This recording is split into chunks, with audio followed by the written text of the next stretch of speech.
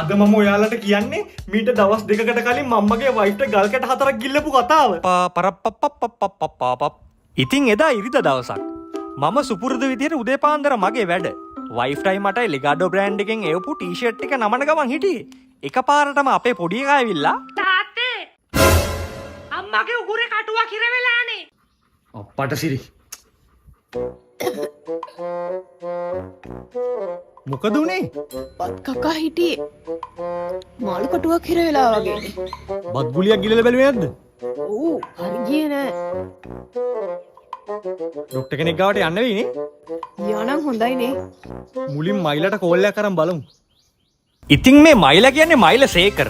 මගේ හොඳ යාළුවෙක්. මම ඉංජිනේරින් ෆැකල්ටි යනකොට පොර ගියේ මෙඩිකල් ෆැකල්ටි. අපි දෙන්න හොඳම යාළු වුණාට මට අන්තිමට මාස දෙකකින් පොරට කෝල් එකක් ගන්නත් බැරි වුණා. හෙලෝ මචං මයිලා මේ පොඩි කරදරයක් වෙලා ගත්තේ. කරදරයක්? මොකෝනේ? කස්පුනිගේ උගුරේ මාළු කට්ට හිර වෙලානේ මචං. අපි ගන්න try කරා හරියන්නේ නැහැ මං එන්නේ.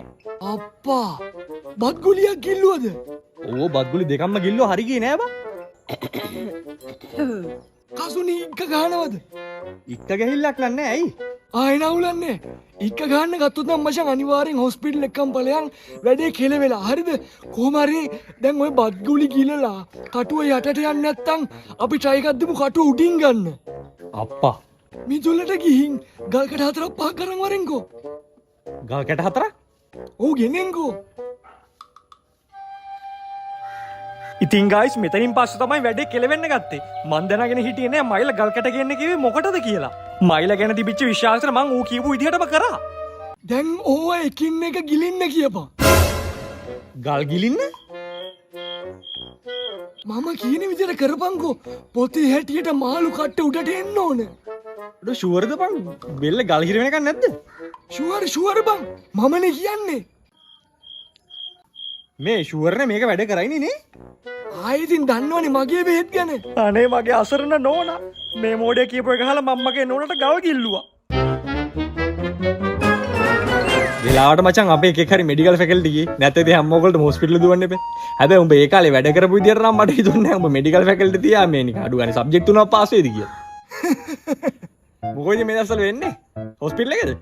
ෆයිනල් එක්සෑම් ලිව්වා මචං. ඉතිහාසයේ අඩුම ලකුණුලු. තේරුමක් නෑ නේද? මම මේ තාත්තගේ කුඹුරක් කොටන් ඉන්න කියලා බැලුවේ. ආ?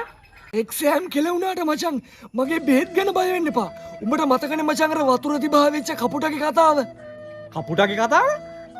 අර මචං වතුර තිබා වෙච්ච කපුටෙක් කලයකට ගල් කැට දාලා කලේ පතුලේ තිබිච්ච වතුර ටික උඩට අරගෙන බිව්වේ. Same technique. ටිකක් බලන් හිටපන්කෝ මාළු කට්ට උඩට එයි.